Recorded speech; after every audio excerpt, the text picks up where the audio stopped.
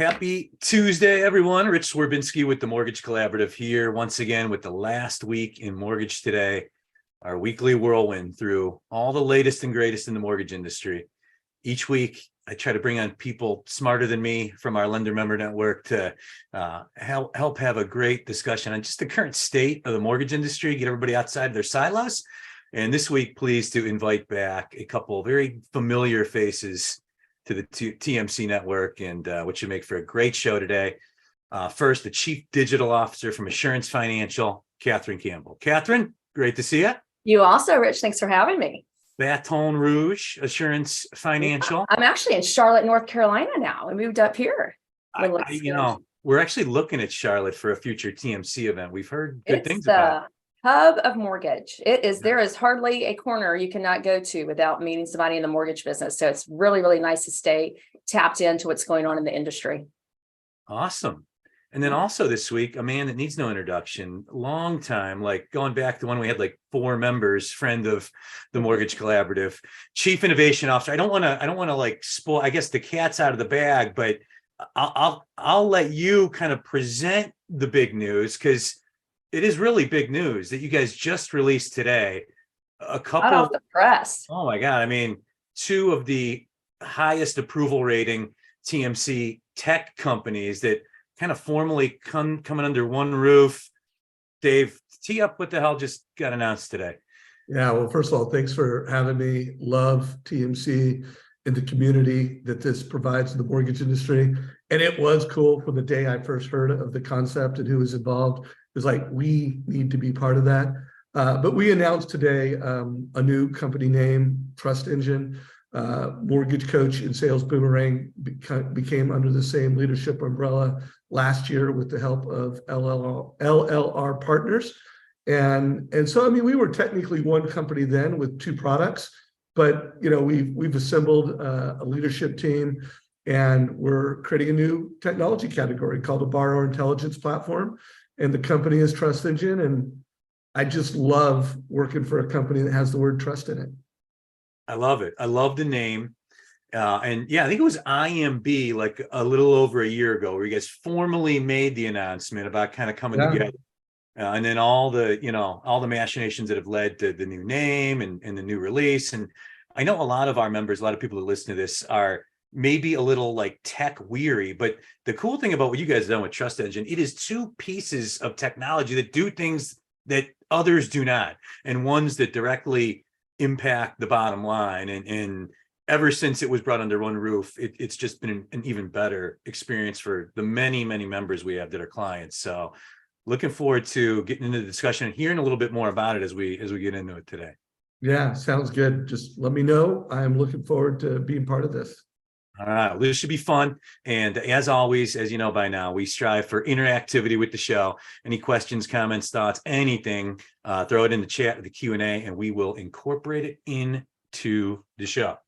Catherine, you know, we've been leading this show almost every week for over a year now with just, you know, we're looking at these inflation numbers, right? I mean, normally on a show like this, you're not just obsessing over inflation data and economic indicators to the extent that we have, but it is kind of because, you know, our industry and getting back to a more healthy business climate, somewhat contingent on a more healthy interest rate environment. Everybody's eyes focused on inflation and inflation related economic indicators. Got a big one this morning, the biggest one, the headline inflation number in America, the consumer price index. Right. All in all, you know, a little worse than expected. You know, up 0.5% month over month off expectations of an increase of 0.4%. You look at the core number, also just slightly above expectations. The market reaction to it's been kind of muted. Maybe it missed like the number the economists were predicting by a little bit, but you know, you got some fear and loathing priced into the financial markets. So all in all, your thoughts on the number this morning, inflation in general, and just the climate these first 5 or 6 weeks of the year. Yes. Well, you know, the reason why we are talking about it so much in this industry is not necessarily for today, but by the time the market announces it, they're almost the most laggard indicator, right? Because things have to happen for that to have transpired, where unemployment lives, where inflationary data lives. By the time they get that data and publish it, it's really a little bit laggard. So the market could have been reacting to smaller bits of data all the way along, so that when they release kind of a bigger disappointment like this, it's not necessarily, falling out of the sky necessarily from the market's reaction. So it's just been so volatile. I mean, the bottom line is we're probably not done. We know that we have a tougher year ahead of us to come. And at the same time, we know that there are going to be 100% of mortgages that will be done. Right? Of all the mortgages that will be done, 100% of them will be done.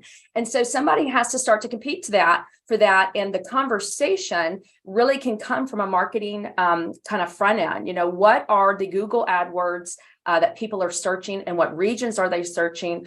Are they saying things like, should I wait till next year to buy, versus, what's the best interest rate near me? So the conversation has definitely shifted, and we can see that trending out. That's why I love what Dave and these guys have built, because taking that information, marrying it to someone's very personal data, and then matching that to the education that Mortgage Coach provides is the path to be competitive through this process. You must be very intentional about what it is you're going to market with. And without these strategic technology tools, you just can't. You can't be in the guessing game anymore. Dave, the technology suite that TrustEngine brings to the table, it largely centered around generating new business, right? It's, alerts and triggers past customer things that happen in their lives that make a refinance possible. On the flip side of the technology from the Mortgage Coach platform, and the way that guides borrowers through the decision to buy a house and all the important components of that. The rate climate's been more rocky in February. But in January, we saw a nice decrease in rates. We saw the stats from MBA and others on just, refi applications up week over week as we kind of got into January. I have to imagine broadly, have access to all the data you guys have, you're seeing those same trends. And is there anything you're seeing behind the scenes that Joe Mortgage, like Catherine and I, maybe aren't seeing on the front lines here? Well, to me, the biggest, data that we should all be focused on as mortgage leaders is that, the year that rates were at 2% was a $4 trillion year. And in the following year, when they were, 2 and 3 was another $4 trillion year. So, 63% of every mortgage in America starts with a 2 or a 3. And give or take an eighth in rates, rates did jump into the, high fives, but there's 6. I'm looking at our Rate Watch app right now.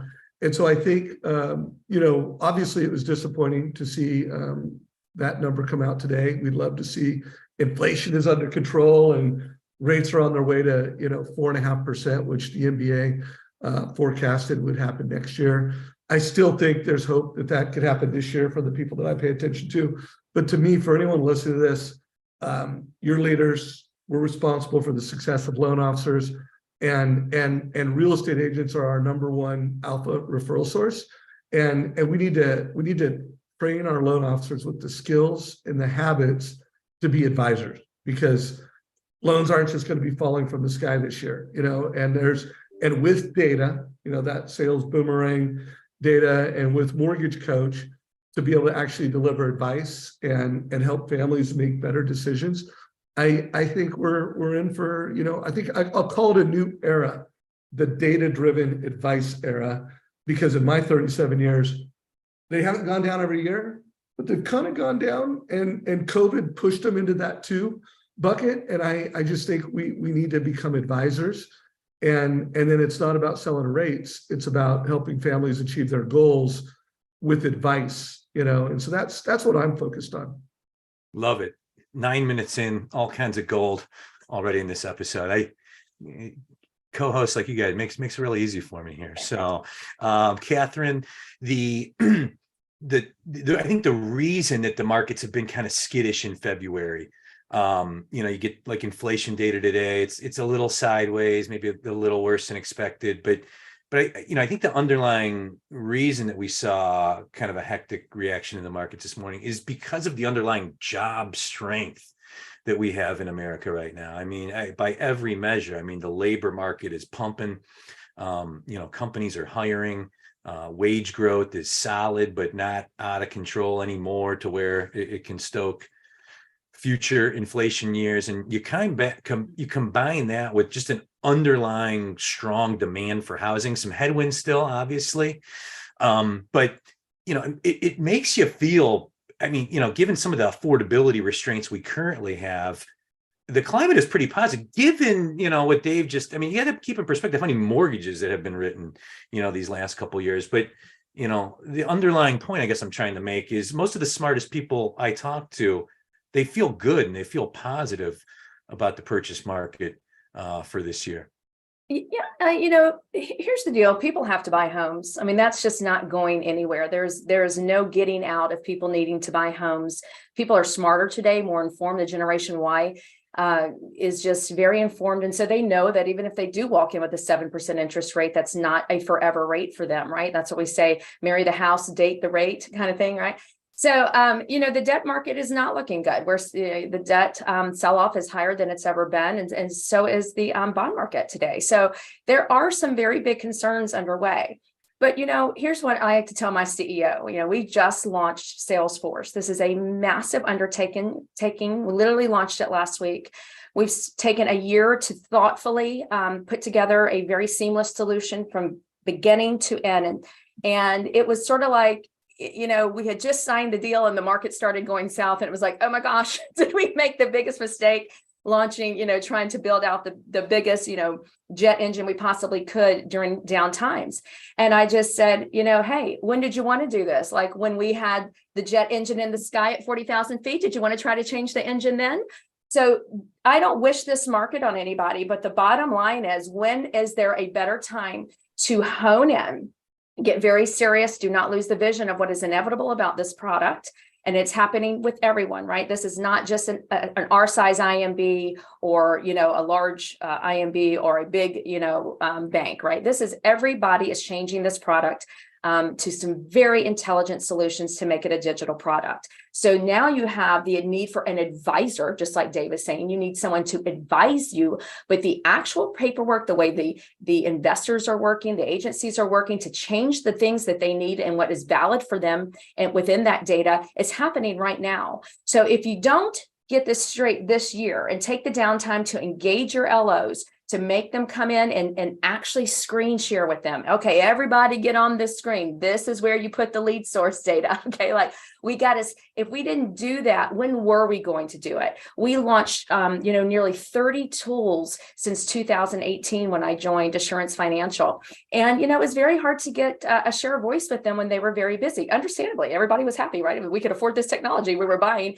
but the adoption rate was a little lower than I would have liked. And certainly the utilization rate was hard to justify from an ROI perspective over the last year or two. So take to today. We launched Salesforce. I am all ready last week to pump out my team to say, no matter how few people show up, no matter how much they moan and groan about this, no matter how much they say they cannot believe they have to learn another system, we know we are doing right by this company. And I want you to know we had nearly a 100% participation rate and nothing but enthusiasm, because they know it's changing. The message is not coming from me anymore. It's coming from the market. So we're excited about at least taking advantage of that opportunity this year.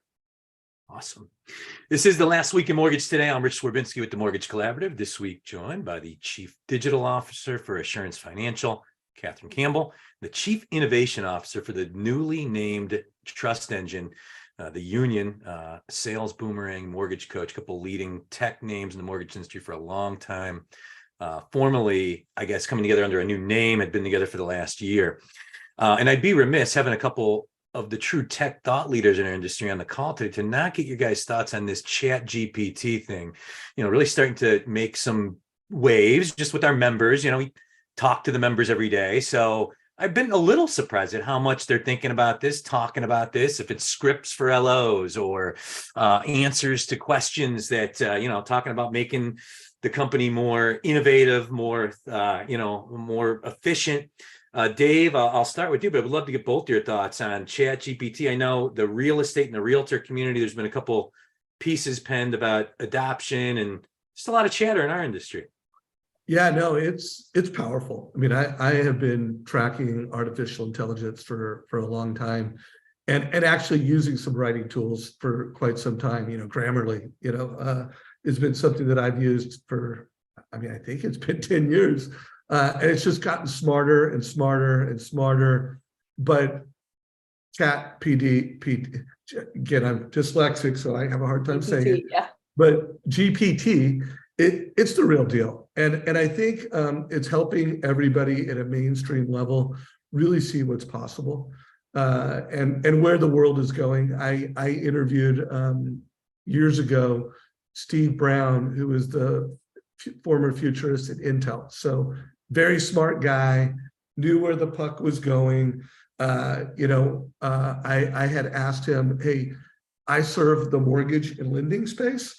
What advice do you have for this space to really navigate this next decade and beyond? And he said, WACD, and I'm like, okay, WACD, what does that mean? And he went on and he's like, it's the same thing I've been telling specialty retailers for over a decade. And the ones that have taken my advice, their stock is up and they're scaling. And the ones that haven't, they're either already out of business or they're going down. And it's what Amazon can't do. And that's what WACD stands for. And I get everybody here, we're in mortgage. And I think my message with this is, it is just a question of time until a consumer is having a phone call over the phone with someone and they cannot distinguish whether or not it's human or machine, whether it's an AI powered, like that's not a question that it's going to happen. And so, as lenders, I think we need to do it both ways. We need to do it, and not Amazon, just figuratively speaking, that machine lending, we need to do what they can do and what they can't do. And so I think every lender needs to embrace it. I'm using, specifically Chat GPT, and it's making my messaging more efficient, more effective. I'm coming up with headlines better.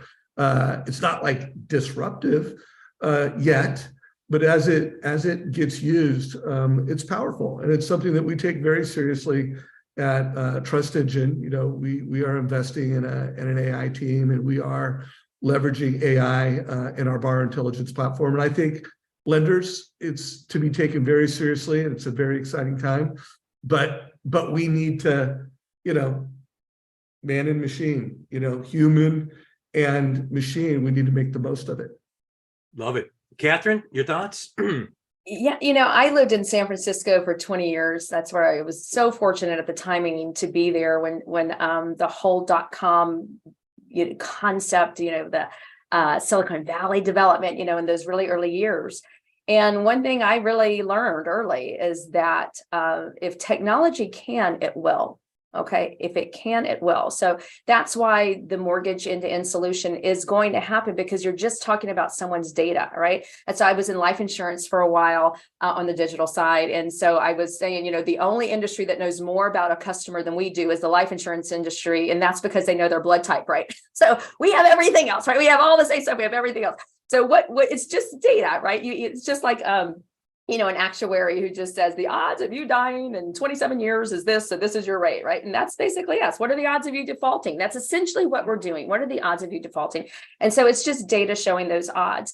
And so something like ChatGPT that has, enormous amount of data, because to be honest, artificial intelligence is really not that artificial, right? It is built by human beings with knowledge base from, accumulative data. So I love it. You have all these fancy tools, but there's a lot of some programming and development, like SQL Server, for instance, to make a new Domo card sometimes, or in Marketing Cloud. And so you can go to ChatGPT and say, give me the SQL, string for this particular output. And then there you go. You don't even need to know SQL anymore. So it's nice from a development standpoint. However, if you look at it politically and some other, more personal searches, it clearly is skewed to a certain opinion.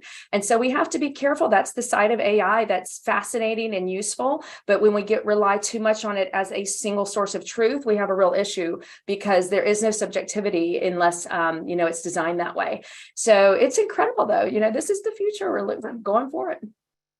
Outstanding, well-rounded perspective on the issue, because it's not that cut and dry, and it is new and emerging. And companies like TrustEngine, there are components of AI built into a lot of the different technologies that we use in this industry. And so we're a little numb to it maybe, but like I live with 4 teenagers. I watched them like, a month ago and this thing got released. They were like in disbelief, and they're so much more cutting edge than me. And I really wasn't in disbelief, but just an interesting anecdote. So the big IMBs in the news, all kinds of news. United Wholesale, Matt Ishbia buying the Phoenix Suns. You got Rocket, offering to pay the lawsuits of UWM, the brokers they're suing. You got Rocket CEO Jay Farner resigning. All kinds of stuff going on. Catherine, any thoughts or commentary on the largest players in our space and some of the news headlines in the last couple of weeks? Bring it on. I mean, we're not going to have this much disruption and volatility and not start to see the survival of the fittest happen. And I'm going to tell you guys, you all feel it out there. It's a fight to the finish. It is an absolute fight to the finish. And I think it's a good thing in a lot of ways that people really reevaluate.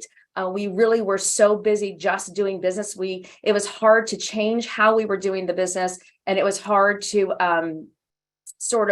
justify any more or less spend and talk about ROI and all of these things because it was so volatile. When you do more business, 4 trillion a year, right? Versus, we'd like to get 1 out of this year. That it is, it's hard to say that something was working or not working. It's hard to say technology is the reason someone came to us or not. And so, in the South, we have a saying, we say, you got to hurt them to heal them, Well, we weren't hurting to heal anything. We're hurting now. Everybody's hurting. So we have things to heal. And now we have very selective and important decisions to make that are tough decisions to make, but they're more, I should say, intelligible points that we can pull those decisions from because we can be more hyper focused on where business is coming from and what's working. So again, I don't wish this year on anybody, but it's a great opportunity to take advantage of other players that didn't do it right and to take market share from people who are just a little too big to get humble. That is a great answer to that question. Well, you got to hurt them to heal them. Was that? Got to hurt them to heal them. That's right. That's not a San Francisco saying. That's got to be Charlotte or Baton Rouge. That is very much a Louisiana saying. Yes, no doubt about it. Dave, good question in the chat. Do you worry about AI being too blah, where your content sounds too much like everyone else? No unique messaging. Great question. Your thoughts? Yeah, well, first of all, I think every brand and every company needs to be, extremely authentic. You need to be unique. So look at technology like this as a digital assistant. And yeah, if I was going to take something from any type of technology and cut and paste it and use it, I think it would, one, be too blah, probably a little too salesy. But the biggest issue of all, it wouldn't have extreme authenticity and uniqueness. So to me, I would just push everyone to think of it as, hey, it's a digital writing assistant to spur ideas. Sometimes, in the times I've used it, it's absolutely amplified my message, given me new ideas to hone it in. And then there's been a few times where it's like, okay, it went off the grid. Is this the secret sauce behind Scriptapalooza that you're revealing finally after all these years? Oh, Scriptapalooza is going to be next level this year. I'm actually going to have a new still going to have Todd Bookspan as my co-host, but I'm going to have a surprise author that's pretty impressive, and it should be awesome. Love it. Love it. I saw a good Gary V. I forget if it was a video or a podcast where he was applied directly to real estate, more the realtor side of the business, but he did like an exercise where he typed in it was like, tell me local real estate trends for like the Tampa, Florida area. And it spit out all this stuff. And then he took it and spent like 30 seconds personalizing it, adding to it a little bit, and then posting it. So Dave, to your excellent point to the attendees. That is the new skill. I mean, one of my all-time favorite quotes, I can't remember the guy who's quoted is that the illiterate of the 21st century are not those who can't read and write, but they're those who can't learn, unlearn, and relearn. So it's a new skill. Like, how do we augment and leverage AI to make us a better me? I think that's the takeaway. About the 19th useful nugget from this episode. So good stuff for all our attendees. So What else? What else? What else in the news this week? CFPB in the news. They lost a court case in and around redlining, and then kind of made a statement about mortgage comparison sites and just some of the dangers of those. Catherine, any thoughts on any of the regulatory machinations of the last few weeks? This is where, someone like me is probably going to have a different perspective, loving technology and being the CDO. But this is where companies can really take advantage of digital data. And so if you find that, you have, let's say, I'll pick a state where we don't have a branch in Florida. Okay, so let's just say that we were in Florida and we were in 2 cities in Florida. We were in Miami and Tallahassee. Then, you definitely would have some redlining issues, that you're vulnerable to. But with digital data, you can see where the borrowers are coming from, where your advertisements went, what the engagement rate was of all of those areas, and then say, we're just not engaging enough in places that are important. And so we can actually push the advertising out and start to welcome in those areas. No, we don't have a branch in those areas, but we can do business online, right? We're licensed in Florida. Well, many of us, we're licensed in 46 states. And so it's also a great opportunity to say, gosh, we have at this point, let's say 20 branches. Well, 20 branches in the Southeast used to be just fine until the market is this difficult. So we can expand our footprint digitally, look at where the searches are, start to compete for those regions. So now digitally, we can expand business where we just could not from self-sourcing loan officers. And then certainly we can, look at these redlining issues that way too. So there really is almost no excuse for it anymore if you understand the opportunity. And Dave, we know how these cycles work, right? You come out of a couple 4 trillion refi years in a row, and regulatory community, they start to pay a lot more attention to RESPA again. And all that goes along with it, something that mortgage lenders largely, if they've wanted to, have been able to have kind of a tinny or two the last 5 or 6 years. But one of the amazing things about your guys' technology and software is it almost completely shields you. Like, there is no way that anybody that takes the journey through the TrustEngine platform can in any way say they were not informed, misled. I mean, it goes out of its way to really inform and show people apples to apples, and to really set home buyers up to make good home buying decisions. Yeah, there's no doubt that is something that we've been very thoughtful about. Our goal is to turn education into a competitive advantage. And I've always said that when you really deliver great advice and education for a consumer, you're more compliant. I mean, compliance can become a competitive advantage. I mean, good salespeople are the best teachers that do it right. And so, yeah, that is definitely one of the benefits of our platform, is that not only does it, help organizations deliver more compliant, more accurate rates of fees at the point of sale, but it also improves profitability, because the loan officers that do that, they get better conversion rates. So I always think, like, you can do really good for yourself if you train your organization and you help your loan officers build the right habits, because delivering, whether it's the loan application experience, let's face it, the loan officers that take great apps, they close faster, they get better reviews, like everything, doing it right really pays. This is the last week in Mortgage Today. I'm Rich Swerbinsky with the Mortgage Collaborative. This week joined by Assurance Financial's Chief Digital Officer, Catherine Campbell, and the Chief Innovation Officer for TrustEngine, Dave Savage. Catherine, just a couple minutes left. Anything else on your mind? You're somebody we like to go to as a real tech and thought leader in our industry. It's been, uneven start to the year. Any thoughts or perspective for our lender members as we get into the week here? Sure. I just would, probably reiterate, don't lose the vision. Don't lose your enthusiasm for it. It may be a, more preparatory year where you're planning out more than you're able to execute on new contracts for digital. It may be just getting in a room and brainstorming. Like, you can imagine Dave and Alex have had to do, with their teams, just brainstorming, but don't lose sight and, have a little more patience for everyone during this tough time, but know that when we come out of it, we will come out of it. Don't look back and say, oh, I should have spent all that downtime doing something else. Just know now that what do you want to look like when you come out of it and say, thank goodness we spent that time doing this.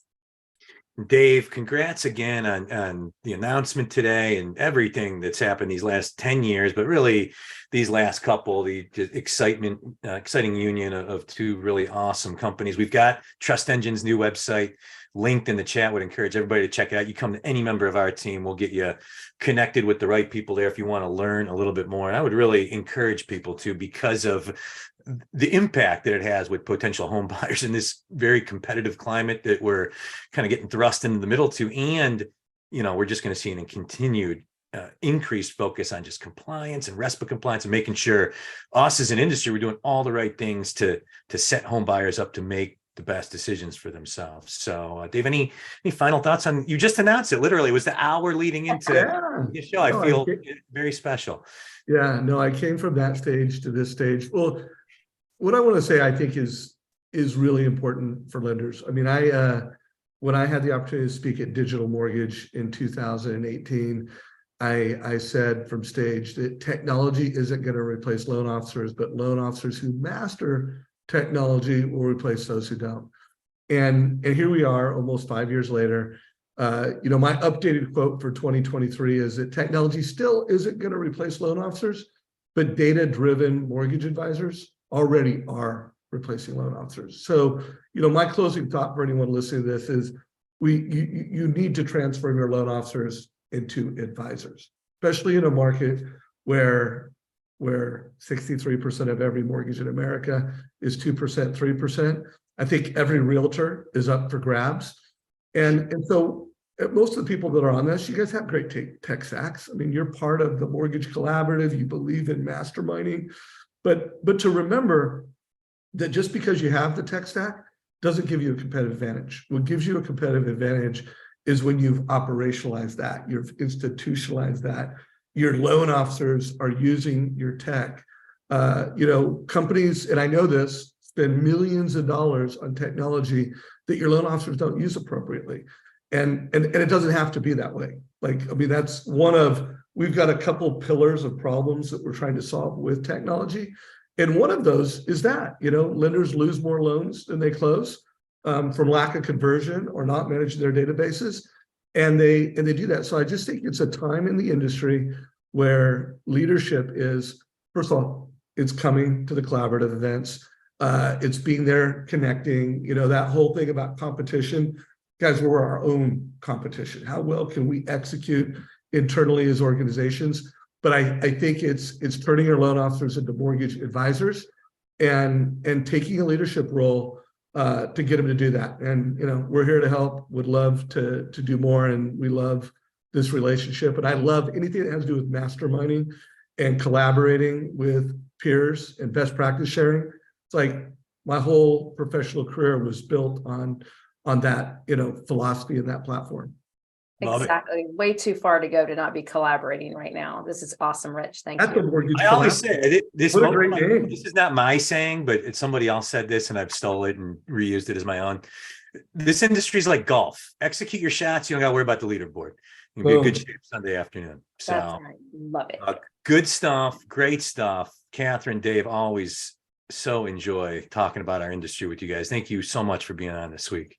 Thank you. Good luck, Dave. Y'all take care. Bye. Take care, everybody. Thanks as always. We're here every Tuesday at 2 p.m. Eastern with the Last Week in Mortgage Today. You get this on YouTube about an hour from now after the live broadcast, and on podcast where the majority of you listen.